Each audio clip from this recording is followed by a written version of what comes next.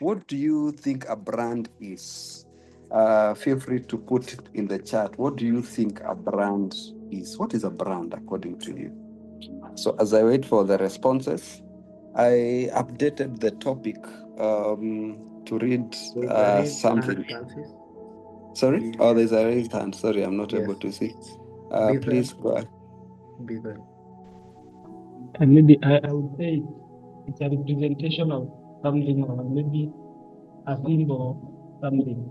Or maybe I can give, for example, if I give an example where I work, Yes. uh, the name of the place that I work that is a brand by itself. Certainly, and I see PM Jerog saying that a brand is the image people have about a person or an organization, or it's what people say concerning you or a company. I actually like this last part of it's what people say concerning you or a company. It's actually part of what I intended to share. Some words that were said by the founder of Amazon, who actually said that your personal brand is really what people say when you are not in the room. Yes, so it's what people say concerning a person, especially in your absence. Now, the other definition that I can see here from Kim is a brand is a perception. Now, that is even more serious. And this again is all part of what I was and still planning to share. Again, whenever you interact with people, you're already creating a perception, right? So that perception is what is called the brand. So any word that you utter, any engagements that you make, all those are, are consist of something called brand. So they are no really wasted words when it comes to branding. You create a perception, and people carry along that perception for they carry that perception and move along with it. So, and again, that helps us to be careful about the kinds of perceptions that we carry around. Yeah, perception again, the question of reputation. Reputation is something that is built over time. Uh, so sometimes people think about you in certain lenses and go to build something in PR called halo effect. So halo effect is, for example, what has been happening around Supermetro this past week. There are people who think no, Supermetro can't do that. They are very disciplined. You go to town and queue. They'll get you to your destination. Their fares are predictable. So they have created a halo effect, such that even if there is a backlash, there's that reputation. And so whatever comes in the mind of people is then that animal called halo effect. People tend to engage anytime they they they they interact with a certain product, so to speak. So remember that sometimes you also become the product. You can become a product that people again then think buy either into you or not.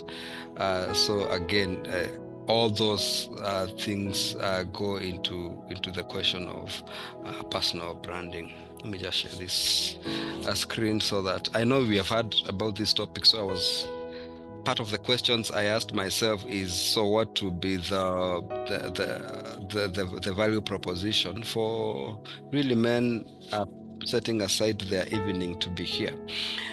So I decided to just look at a new approach to building your personal brand, a new approach to building your personal brand. As a way of starting, I would say, excuse me, much of professional and personal success depends on persuading others to recognize your value.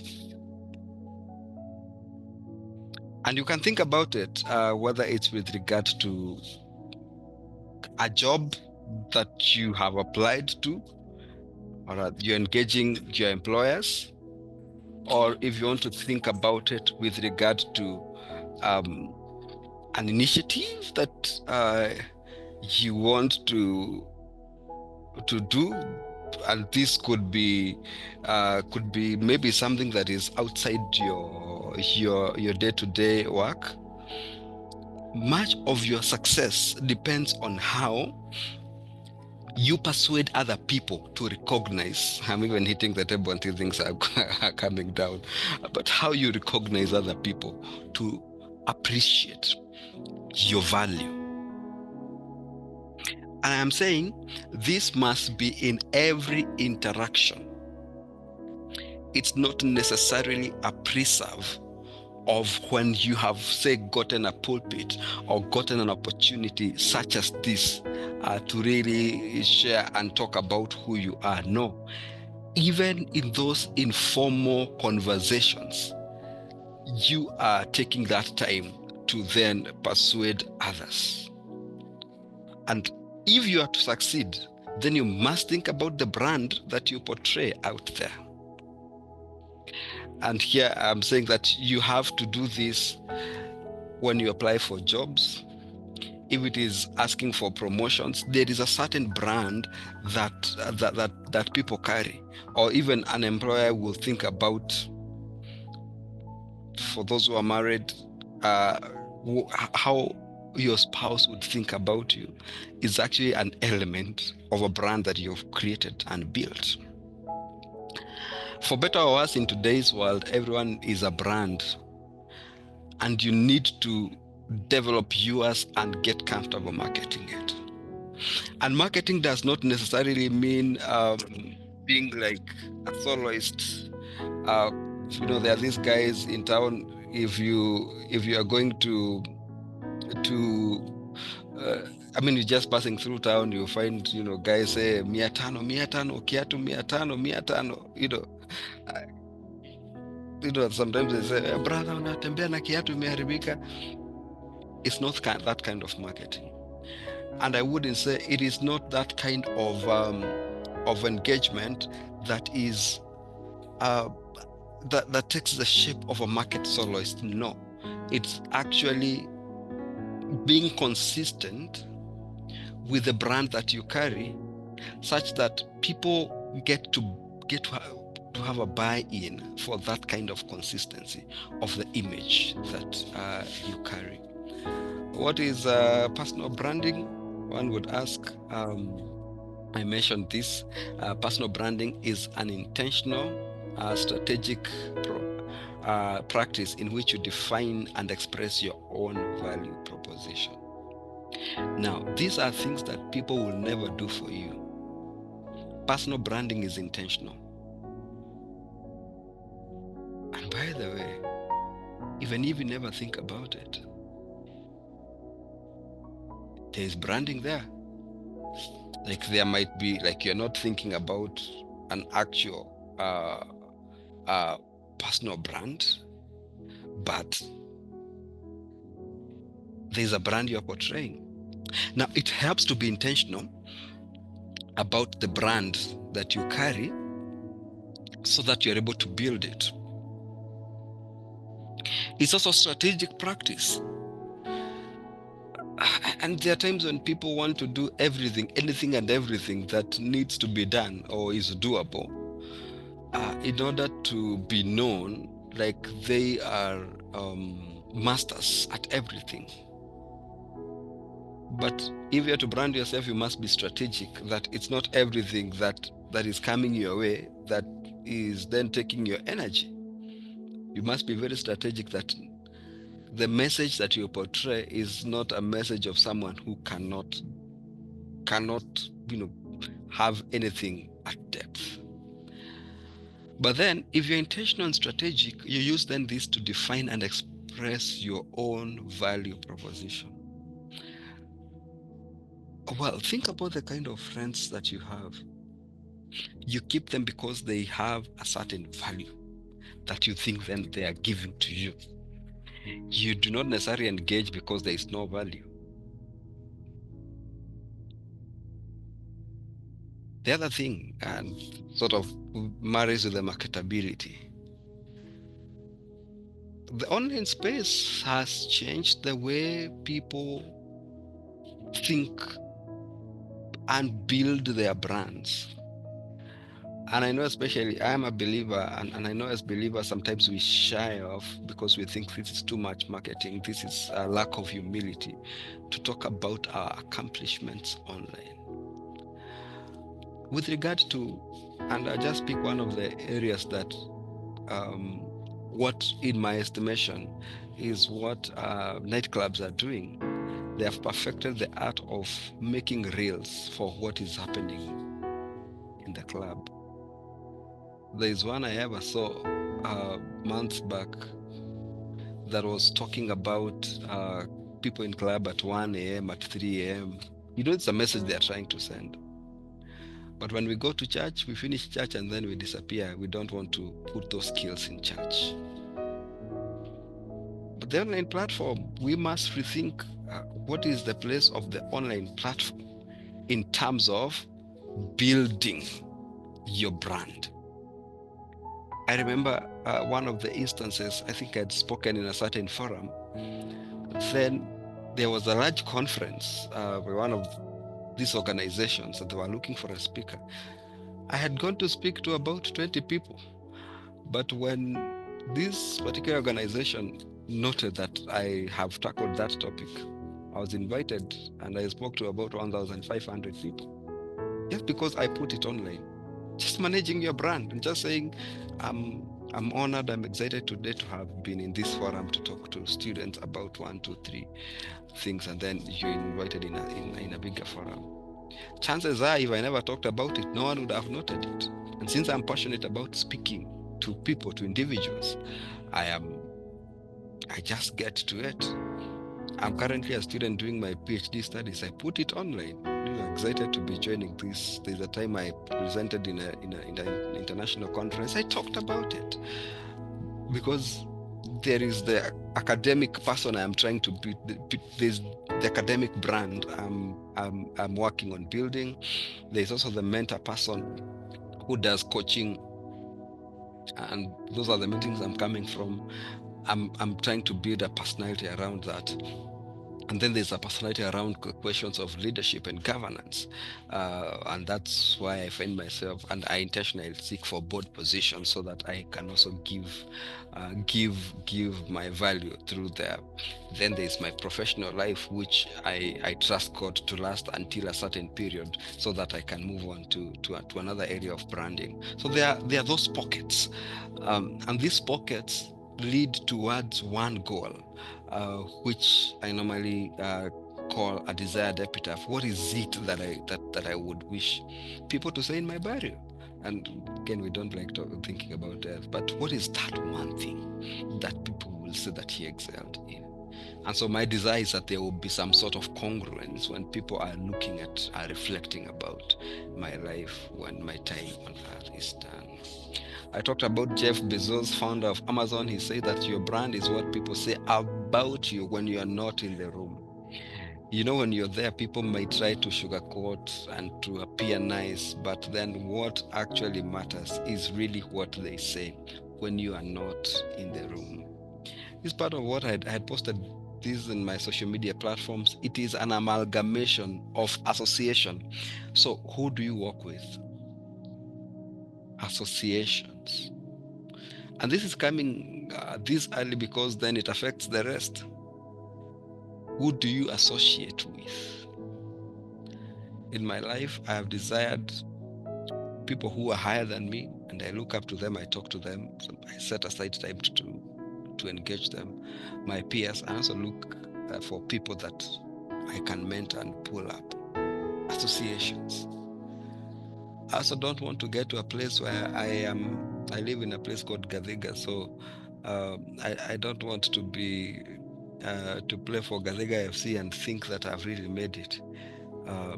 and think that I'm able to compete with people who are in the EPL. Because I can't even make to be a substitute in that forum, because then I have just made peace with a certain level. Because again, when I'm confined in that box, there's a brand I am sending of someone who is not able to do work well. I think it's actually the Bible in Proverbs that says that a good name is to be cherished than riches. Why would the Bible think that a name, the Lord communicates through the Bible that actually a name? Because now this is a good name means a brand, a personal brand, because a name is an identifier to an individual.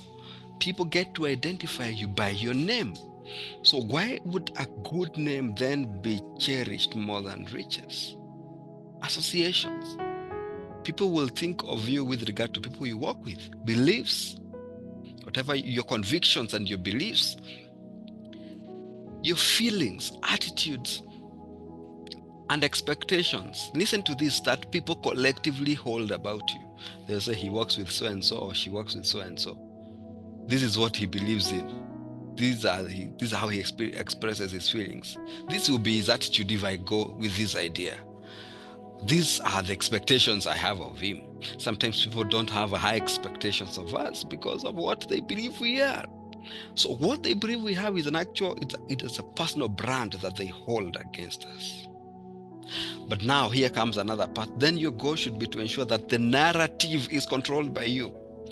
The narrative created about you is your responsibility. Just to ensure that the narrative created about you is accurate, coherent, compelling, and differentiated. I remember growing up again, we had this pastor who I think we loved so much from Maximum Miracle Center, Pastor Pius Moiro. Most of the pastors who are coming up with churches wanted to just talk like him because that is how they want to be identified. Pastor Pius Moiro. I remember as young children, we would take bottles and mimic like we are preaching, we are holding a microphone. Anytime he would come around churches, in my backyard for crusades, every church people would go to the nearest to the town for the crusade. The crusade would start at 3, but at 10 a.m. you wouldn't find people in churches, apart from the Catholics who are really faithful to their. They are very disciplined, like most of us Protestants. Then, but of course, the brand came and disappeared somewhere as a result of, he said God has spoken to him about vying for presidential elections, and that's how things started falling apart. But I'm talking about differentiation here. I remember us desiring like to be Jeff Koinanges of the day, to be whoever of the day, the CEOs we knew of the day. We are just hoping that we can hinge our brand on someone else. And people would know, this is not you, it's certainly someone else. If you mimic the president, people would know, this someone is mimicking the president, and that's the brand that the president has made, or even the governor, or whoever. Think about any figure. There is a concept of differentiation that makes us distinct, so that if something is supposed to be said about an individual, it should be so unique. If I talk about a tax collector in the Bible, that brand is so unique, or two individuals, but there is one who is more unique than the other. People would not even remember Levi, but they would remember Zacchaeus and what he did. It's a brand that he built. David, the brand that he built. Jesus Christ, how his life is summarized, that he grew in wisdom and stature, in favor with God and men, in Luke chapter 2 verse 52. After that period is in the temple. We are introduced to his other public life when he's already grown and he's starting to do miracles. It's a brand that he built such that his life would be explained in 4 words. I think I remember a guy called Adonirab Johnson, who loved prayer so much until when he died, people said above all, he excelled in prayer. So what kind of brand? And are you ensuring it's accurate? Are you ensuring it is coherent, it's compelling, and differentiated? I want to share 7 thoughts. Let me look at time. in the next maybe 15-20 minutes, just 7 thoughts about how to relook your personal brand, and then we'll be done. Just 7 steps and we'll be done. So the first thing about building your personal brand is defining your purpose. Do you know the reason for existence? Or is it simply a question of just going through life? It's important to define the reason for your being and what you live for. There are certain words that I've thought about myself with regard to life, and actually said, if only I would live this one life to pursue one purpose or geared towards one audience, I'll consider myself to have achieved what I needed. One life, one purpose, one audience. And so every other decision that I make is hinged on this strapline: one life, one purpose, one audience. But with regard to some specifics here, you need a long-term vision and mission.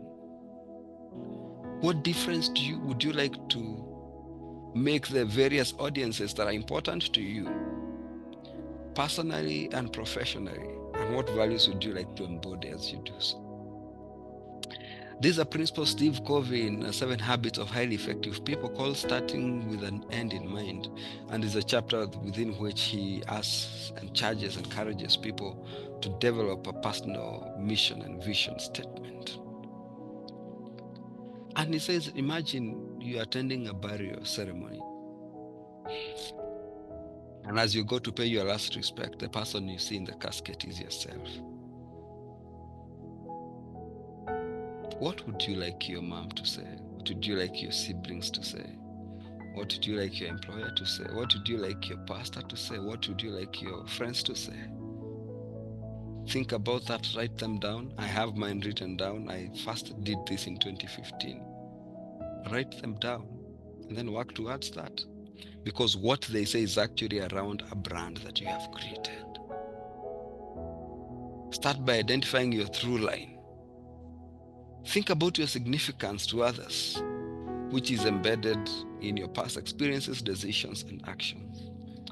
One of the people I respect was talking about comparison this week, which is such an enemy.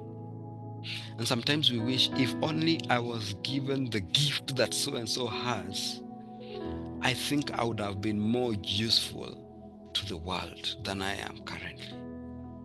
We feel that we should have been in a better place if we were achieving a purpose that someone else was achieving, which is wrong. Think about the experiences that the Lord has allowed you to go through, because they are not simply experiences to just waste time.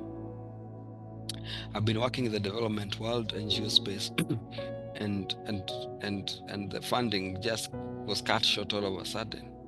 I just was asking myself, because the first thing that people would think, are you applying for jobs? Are you interviewing? I ask myself, what does the Lord want with this? I mean, what's a bigger picture? Do you simply want to be moving from jobs to jobs? I know for some people, God has used the discomfort to make them start their own companies. For others, God has used that discomfort to help them to get into another industry. That would be like, I know someone who was in a certain line and God used a disruption to make them move to a totally different line where he wanted them. But then without disruption, sometimes we tend not to listen or to hear. Again, ask yourself, why you have lived the life you have, and look at some of the consistent interests, competencies, character traits. God can only use that which you have in your hands, not that which is in someone else's hands. So appreciate the skill that God has given you. It doesn't have to be extremely perfect, because sometimes we judge ourselves so harshly because we think we are not as good as an individual A or another individual B. No, appreciate the skill that God has given you wherever you are. And look at missions, passion. All these are things that God lays in our hearts. Define your purpose around that which God is already giving you and pursue that. God cannot bless you on someone else's gift. No, He can only use you on your own gifting. Work hard to find it out, work hard to nurture it, and that is where God will bless you. But He won't bless you because someone else is practicing one thing or the other. So define your purpose. And without proper definition of purpose, then it's difficult to talk about building a brand. Define your purpose. But secondly, audit your personal brand equity. You need to identify and analyze the brand you are. How do people know you? And I struggle with this question. Sometimes people say, put on Facebook, who do you say Francis is? Or who do you say so? I mean, people are trying to get experiences or feedback from others, which may be helpful, honestly. I think we all desire feedback. But there's a way sometimes that question is put to attract positive feedback only. Because again, you don't want to hurt someone when you're engaging on social media. You want to say, oh, you are nice, I met you here, I met you there, and all these other things. But a proper personal audit. You hear organizations have their audit. We hear about Auditor General.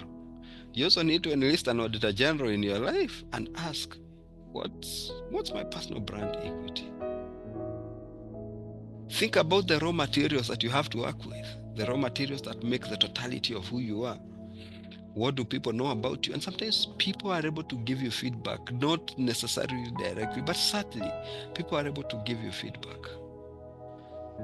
Think about their thoughts, feelings, and attitudes about you. When you engage someone, you can already tell that this is actually the attitude that they hold towards or against me. Of course, it doesn't have to mean that you have to follow that path to make them feel nice and good. No. Have your own path, or what is called RUT, R-U-T. What a wheelbarrow does in a mud, it creates its own path. Doesn't have to rely on a path that is established, of course, assuming that is walking on an all-earth road. Catalog your credentials, such as your education. God cannot use me as one of the greatest doctors they have ever been, yet I have not studied medicine. That will be a waste of time. I can't be the architect who is making one of the best architectural drawings, yet I have never stepped in an architectural class. Look at your education and ask yourself, God can't use me as a lawyer. I'm not a lawyer. Unless I am so compelled to pursue law and I go back to class. But I can only be helped through what is in my hands. Professional and personal experiences. Look at some of your achievements, especially achievements that you have had, that you made with so little struggle, because it was like second nature to you to just do this. Analyze your cultural capital. Some of the things that God allowed you to pass through your upbringing. Imagine some experiences like where you were born. There are things you went through that someone who was not born there did not and might never go through. And how does that help in building the totality of who you are? One person told me that what we do presently echoes in eternity. And that's true. What I do now, I'm planting a seed towards the future. And even the experiences I am building now influences the brand that I'm going to build for tomorrow. What's that cultural capital? Think about phrases that describe you, including the negative one, because that is the only way that you grow. Audit your personal brand and be real with yourself. You cannot lie to yourself. People even know when you're lying to yourself, interestingly. Be real. So number 3 is construct your personal narrative.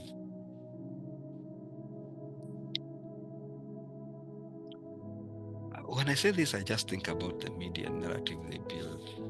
Some of you who are active in the online space, you actually find that the standard group has been under attack by the government because of the kind of narrative they have been throwing around an individual.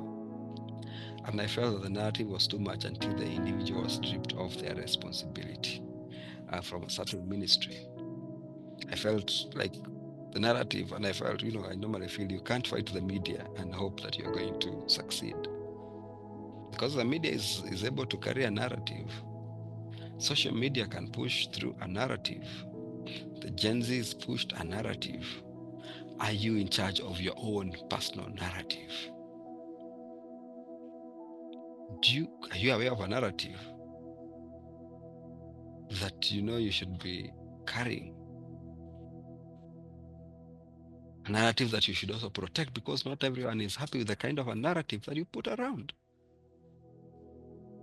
So a brand is not just a jumble of descriptors floating in the minds of people. It's actually a story. You must be a storyteller. Even when you attend interviews, you are telling a story about yourself that you're actually convincing others to buy into that story. And the probability of you getting the job depends on how good you tell the story. You can even go for an interview in the marine industry for someone who has come from the healthcare sector, but you have crafted the narrative so well such that you even go over people who have been there, because you are able to talk about yourself. People who do their proper audits are also able to speak about their value proposition to an organization when called upon in an interview setting. For example, you need to identify, craft, and refine the narrative that will communicate your brand.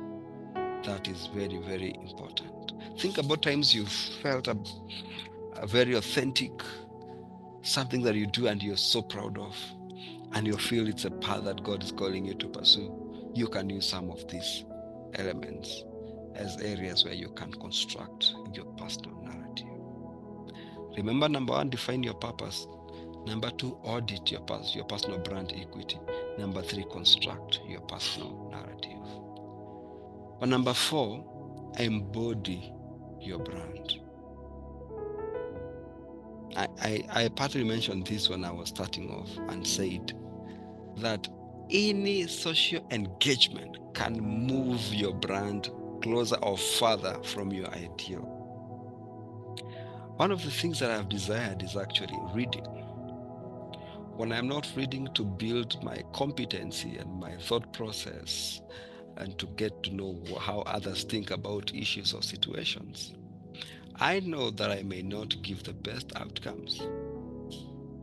I'm not getting closer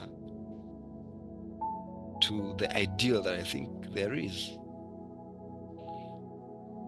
I do believe if I am a reader, even in casual conversations, the way I process matters will totally be different if I do not read. Remember, anything I say will make individuals form opinions about me.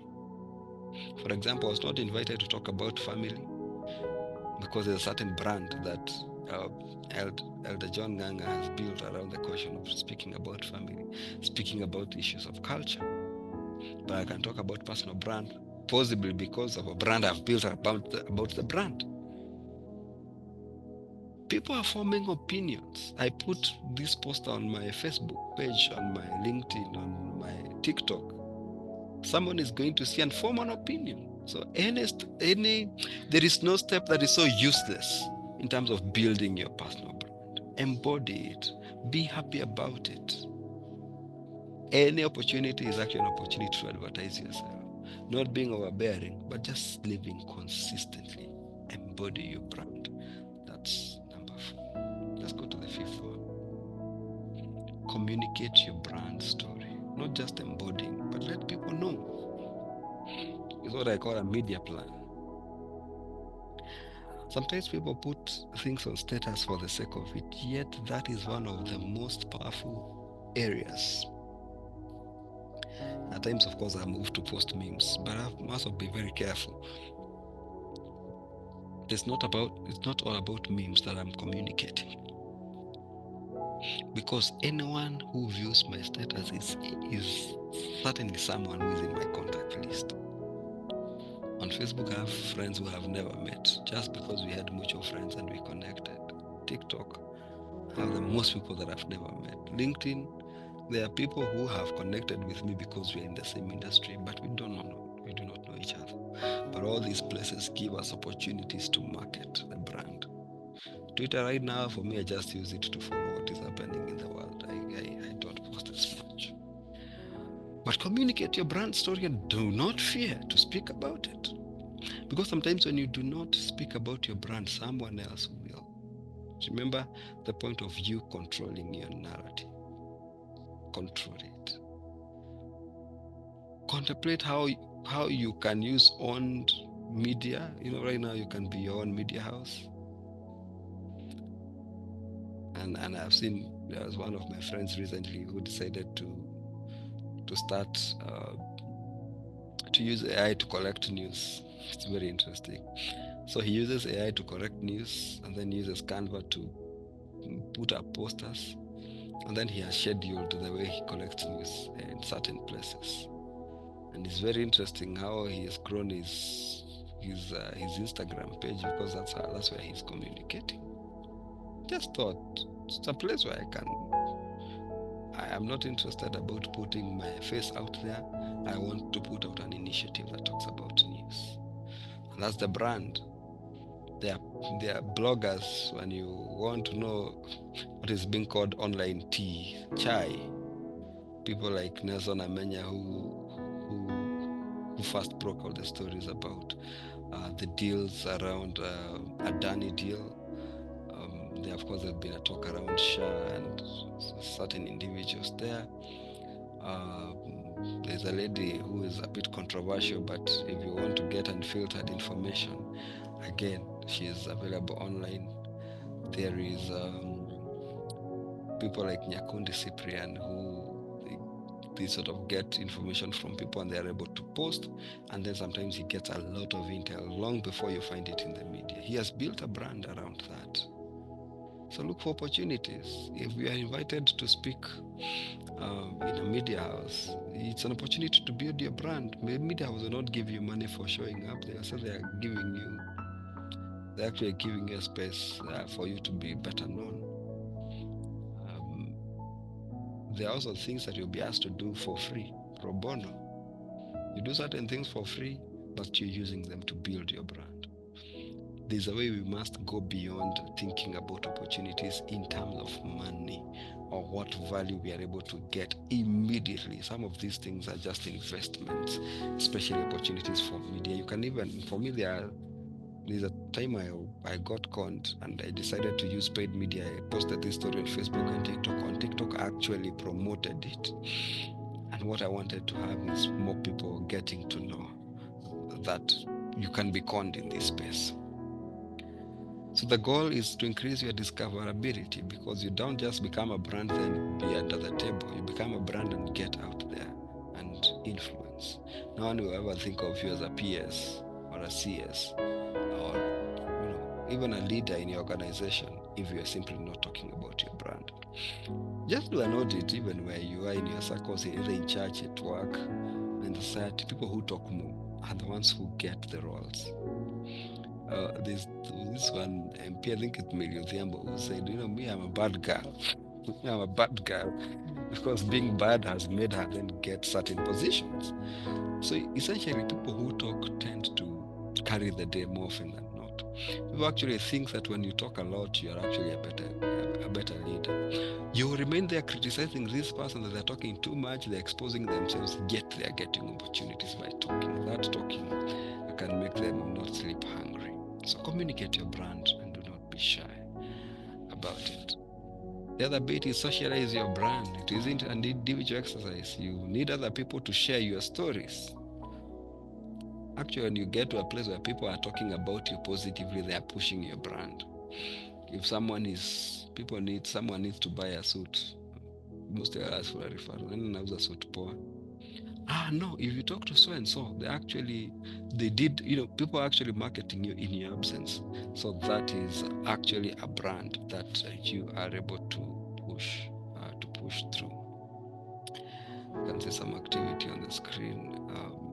Can disable whiteboard. Am I an admin? No. Let me share my PowerPoint. Good. Let people talk about your brand and push that brand. Give a positive testimony about you. They are giving it positively because you have worked around it to make it the way it is. So social is. Identify gatekeepers. There are people who would know about you, who would know the good things you are able to do, and determine they are going to fight you. So don't be so naive to think everyone celebrates your brand. No, identify those gatekeepers and be very, very careful. They are also influencers, people who are going to talk so positively about your brand. You imagine someone talking about you positively, there's a way it can push your brand or even bring it down. Think about promoters, communities that you might need to enlist. One of my friends plays golf, and he has really challenged me to really think about membership in a golf club. And he has taught me the kind of relationships that he has been able to build over time are actually based on them playing golf and exchanging ideas. How do I go about this? People don't just make that investment for the sake of it. They're actually socializing their brand. But now you can't get to a place of socializing your brand when you have not even defined your purpose.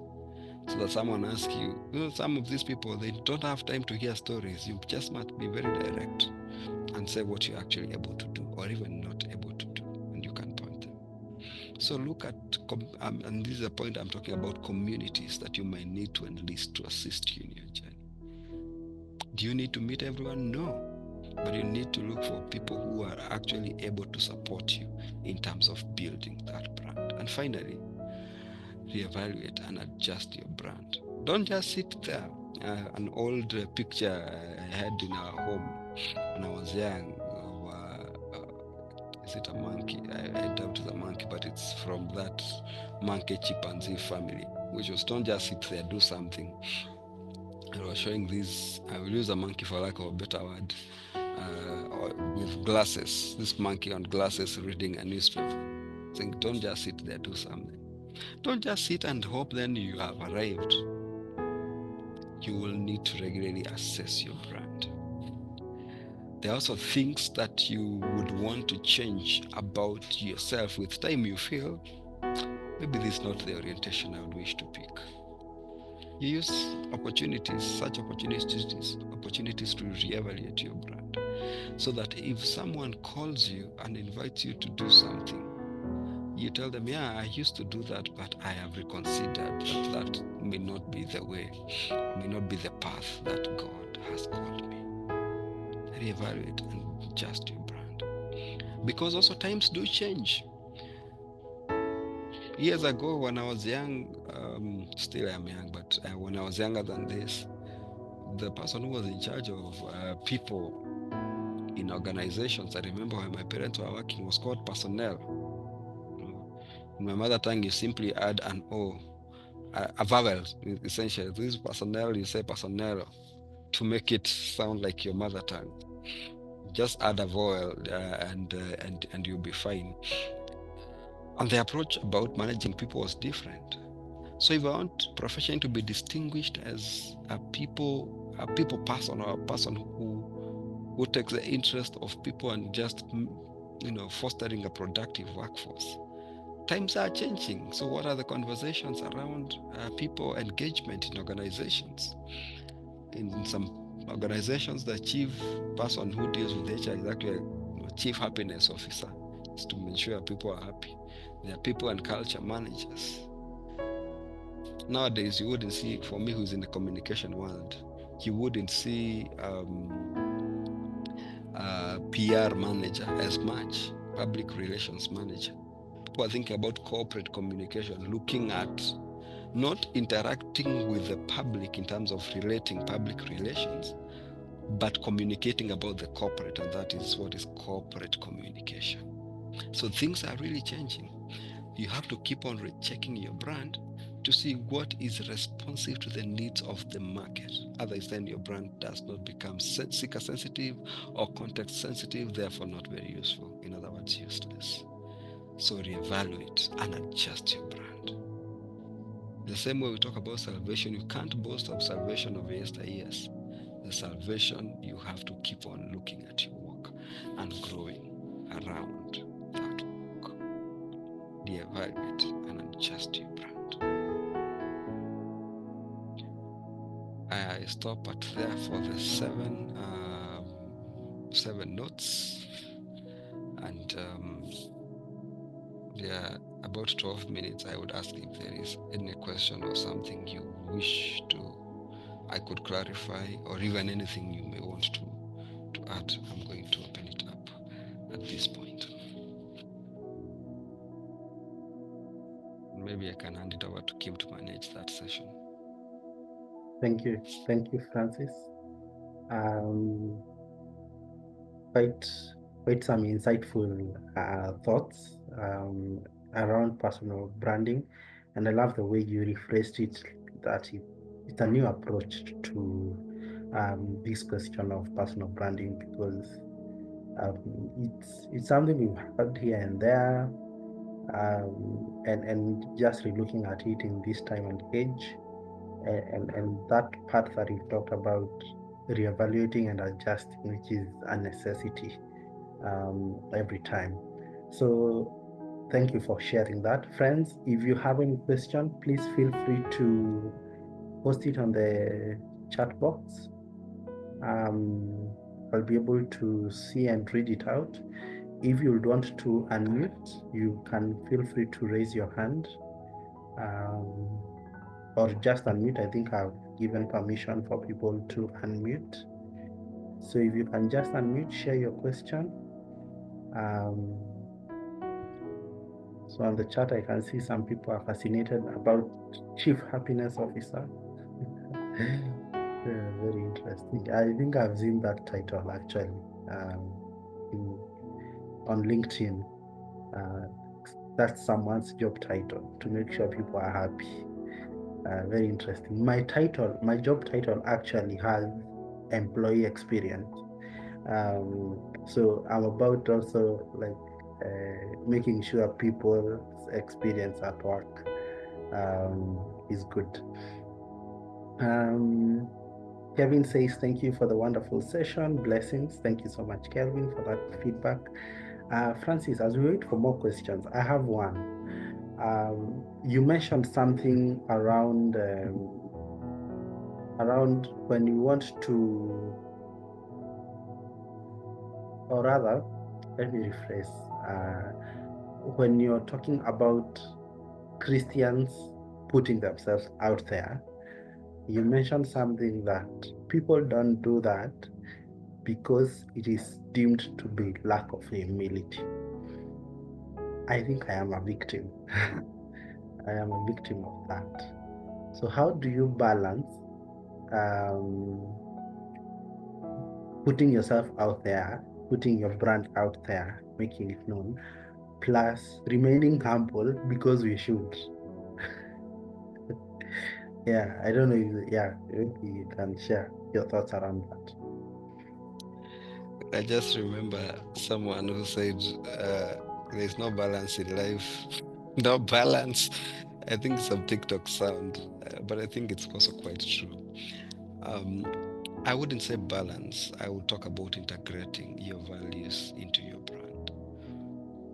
Because I am not saying this to be proud.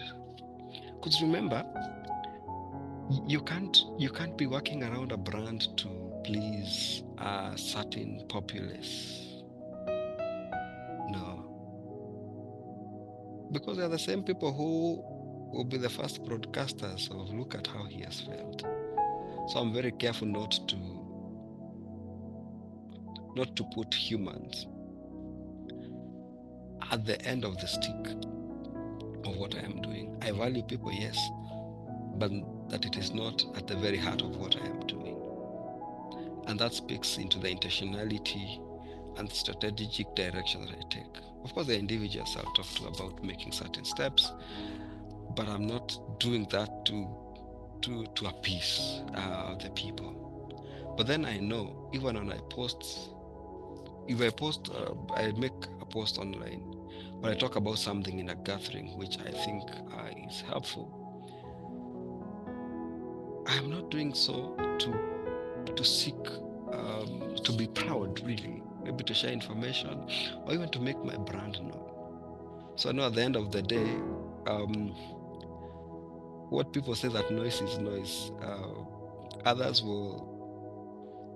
Who was that? I think it's Blue Band that had advertised in one of the April Fool's Day, either last year or the other year, that they have introduced a Blue Band bread. Bread that already has Blue Band, and the name, the brand of the bread is Blue Band. It's still noise. Of course, there was backlash, but again, that was still noise. Like people were able to carry that at the end of the day. So I think it's just intentionality in communicating, and you're not communicating to show pride. However, not everyone will value your brand. Actually, someone who will think you're consistently bragging, and that's why I take my eyes off individuals.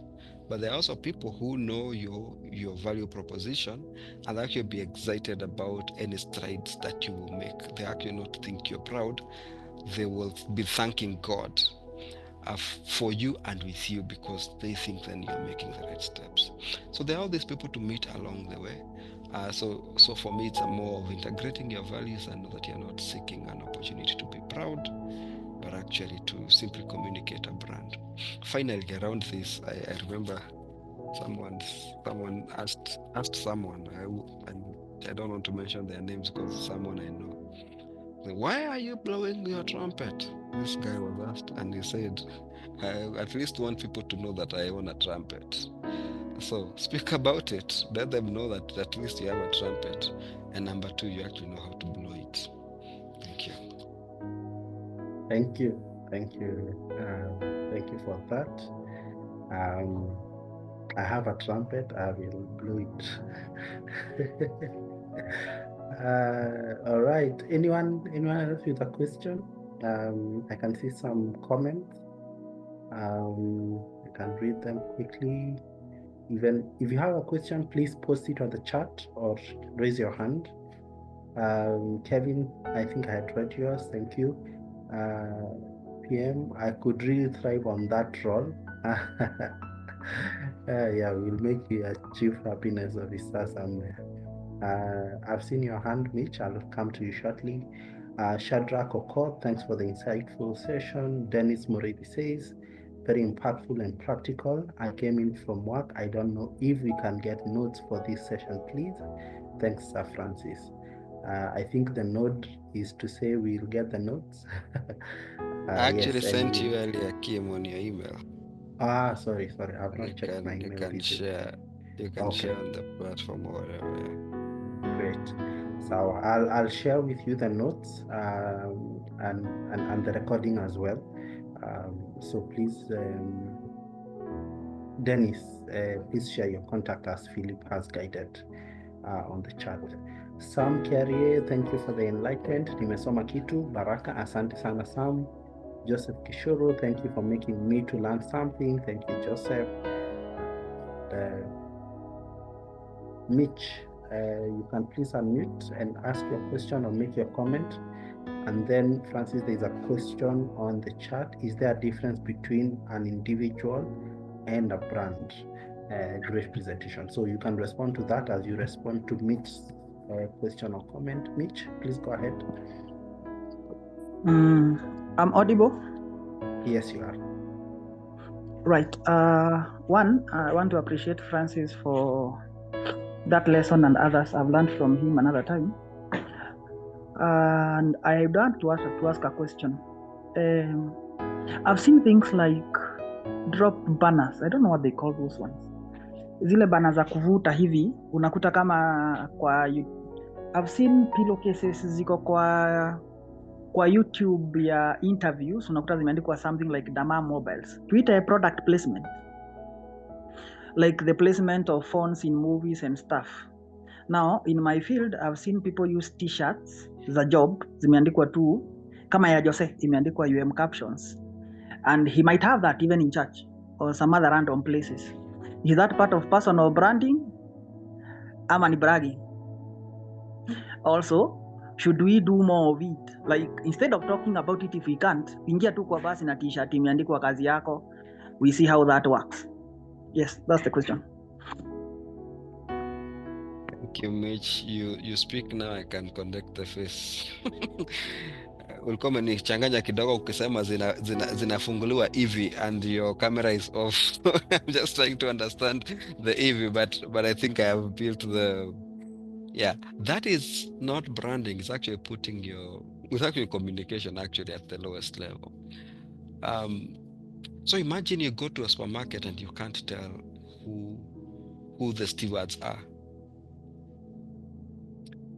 So in Carrefour, for example, they have a strapline, how may I help you? Part of the branding they have in Carrefour or Carrefour, depending on the teacher who taught you. They have actually placed barcode readers where you could confirm the price. It's part of their communication and branding. For the last 2 times I've moved houses, the guy who has been moving, he comes with his team, and all of them have t-shirts, and they take pictures which they actually use for their marketing.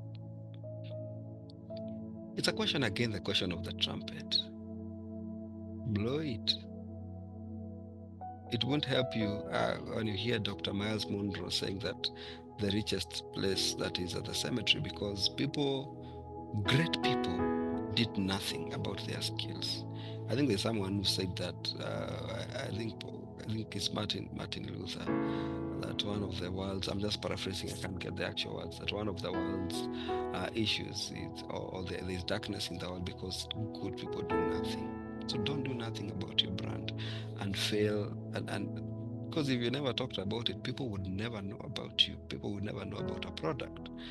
So even if it's like volunteering, one of the things that I'm doing, let me just mention, I'm a student at Daystar, so I also supervise master students for communication in their researches. So the kind of students I'm getting are actually people who are really in the world here.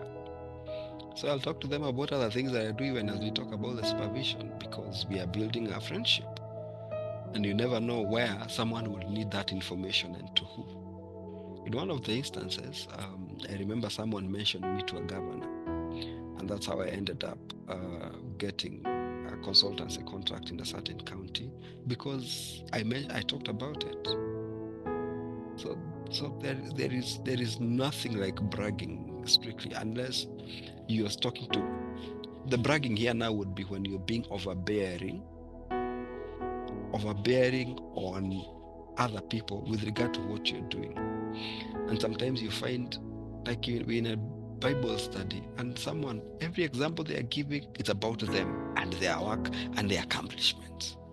Kidogo, after you can't let anyone speak, you're talking about your work, your accomplishments, as if others don't have accomplishments. Now that would amount to bragging. But when you simply communicate, especially subtly through t-shirts, you remember, for example, I talked about supermetros. Most of these supermetros, they have names. For example, there's one of the comedians called Jugush. How many people know the 2 buses he owns? Do they have names? Yes. What are the names? One, they all start with T. The first bus is called Tugi. The second bus, which was bought like 2-3 months ago, is called Toria. Toria is like overcome or defeat, whatever. My translation is not serving me so well.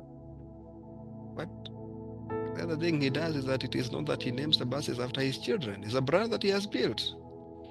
There's someone else I was being told about today called Stamford. I think he is running a number of buses, and his buses are known to be more modern, and they're in different routes. He has built a brand around that, and he talks about it.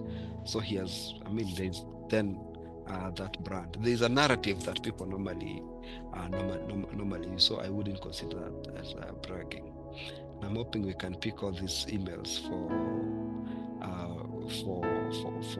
sharing the notes. When I stop speaking, I'll do my best to forward some of these notes. Otieno Odhiambo, I see you. Thank you for coming. You I can send on WhatsApp. Yeah, we are taking notes. We There are was a taking the very emails. good. Yeah, then you can forward to them. There is a question I'm trying to look for. You asked me, is there a difference between an individual and a brand? I think that is the question that was there. I can't quickly trace it, but yes, again, depends on how you look at it. An individual themselves is a brand. Why? When people can't mention your name, there is something they look for to associate with you. Even at work, at home, there is something that they pick to associate with you. So you as a person are already a brand, whether you like it or not. Whether, remember the slide I was talking about the intentionality around brands. Whether you're intentional about the brand or not, there is something that people place. And so there is a concept in PR called stereotyping or totalitarianism. People totalize you against a certain, like, ule Kim wa keyboard, as if Kim has nothing else that they do. Oh, I can see David here. Yeah, David accountant. Because they pick what they can easily connect with you, someone who leads worship in church. You say, ujui ule jamaa anakuanga 1 2 3 na anaongoza worship. That is how people tend to create brands around individuals. So anything that people say about you, that thing is called branding. It's a personal brand. Anything that people will mention about you, that is actually a brand. And that's why I was saying it then helps to be very, very intentional about building that brand. Thank you. Thank you, Francis. There's another question by David. In the age of AI, where AI is doing practically almost everything, how do you draw caution when developing a personal brand? One thing I'd want to say about AI is appreciating its strength, capabilities, but also what it cannot do. One of the issues you find with AI, two actually. So one is that there is no human touch. And the AI that we're actually talking about, I know it's more generative AI. So AI is giving you, if I ask anything on ChatGPT or on DeepSeek or in Microsoft Copilot, it can only give me information based on what someone has fed it with before. They have taken it a notch higher to ensure that then the AI pages can actually fetch the internet. Remember, anything that is being fetched on the internet is actually something that someone posted. A principle that we call garbage in, garbage out. So AI is only producing something that it garbaged in, and now it is putting it out there. Okay? Let me take it a notch higher. AI does not think. It's actually around the concept of machine learning. But human beings, beyond learning, and they're not machines, they're able to think. So someone was saying, because right now, even sometimes in church, because I'm in the media department, when doing an announcement, we would use AI, but even how the sound comes, you feel there is really no individual. I remember making a stop in some small town called Moya, and I could tell that they have used AI voice. So the person is saying, utanunua mkate, soda na sosegi. It's not sosegi, it's sausage. But now the AI voice cannot really tell what that is.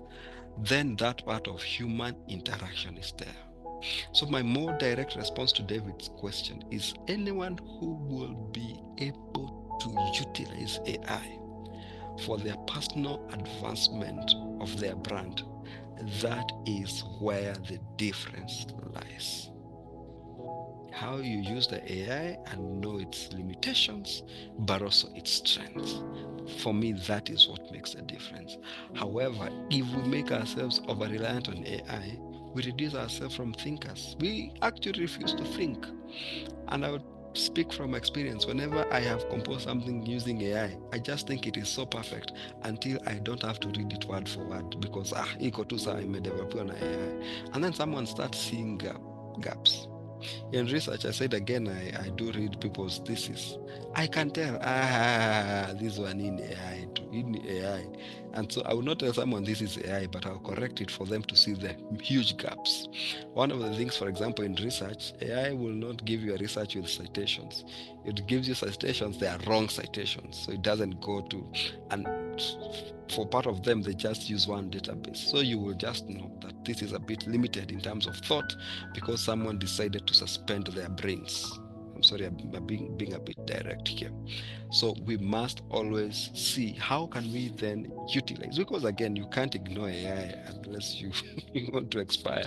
We cannot ignore AI really. AI is here to stay, and we have many things that use AI, including our phones. I can instruct a phone to call someone and it will just make the call. I don't have to, because it's just using AI. It gets to hear my voice, looks for the contact in my phone and makes the call. I can ask my phone to actually write a message to someone and it will do that. So we can't ignore AI, but we must be very, very careful with generative AI because it only garbages out what has been garbaged in. And sometimes for me, I use it to give me a frame of reference so that I can enhance my thought process, but not to suspend my thoughts.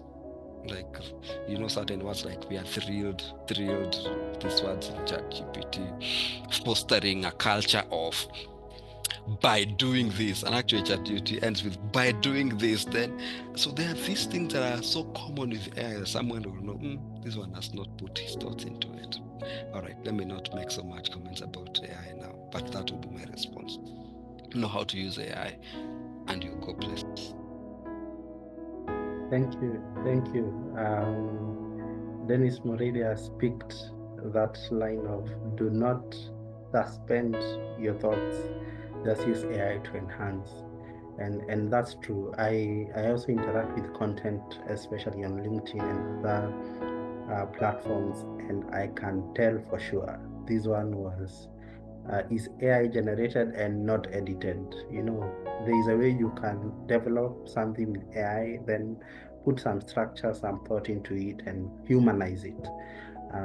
But then there is also copy and paste, and you can tell those things. And since everyone is using, so you can imagine how many people actually know you've pursued that option. So it's good to input what Francis has said. So I see we are running past our time.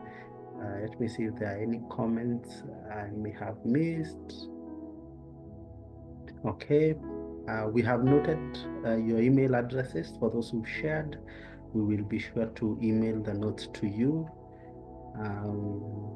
Jackson says, so insightful, and thanks PM for the invitation. Says, speak up, be blessed abundantly for the good presentation. Thank you so much.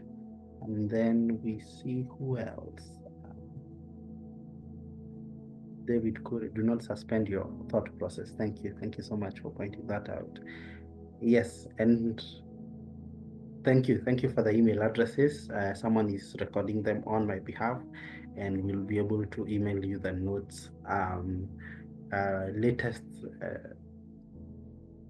tomorrow, Monday. Let me not commit so much, but we will be sure to email the notes latest Monday. All right, I think we wrap it up at that. Thank you so much for joining. Thank you for being part of this conversation. We will be posting this recording on our YouTube channel, Gospel Ambassadors Ministry. I'll share the link as well, so you'll be able to go back to it, refer to it, read, or rather connect with the 7 steps. I've noted them down myself, from define your purpose, audit your personal brand equity, construct your personal narrative, embody your brand, communicate your brand story, socialize your brand, reevaluate and adjust your brand. So those 7 steps are key to building your personal brand. Thank you so much, Francis, for sharing. I request you to please pray with us, and then we wrap it up. We thank you, God, that you place us here on this earth for a purpose. Help us not to waste time trying to live someone else's life. And help us not waste time not knowing that purpose. As Miles Monroe said, that the 2 most important days on earth is the day one was born and the day they discover why. We pray that we will not miss out on our purpose because of not discovering why. Help us not to live, to pursue our brands for the sake of others. Help us seek to glorify you in every decision we take, in every social interaction, in every engagement. Lord, we pray that you be most glorified in our lives.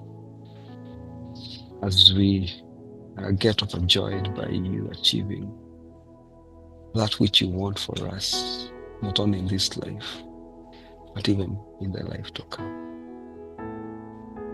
We feel humbled, Lord, that you have helped us to learn and reflect on this topic tonight.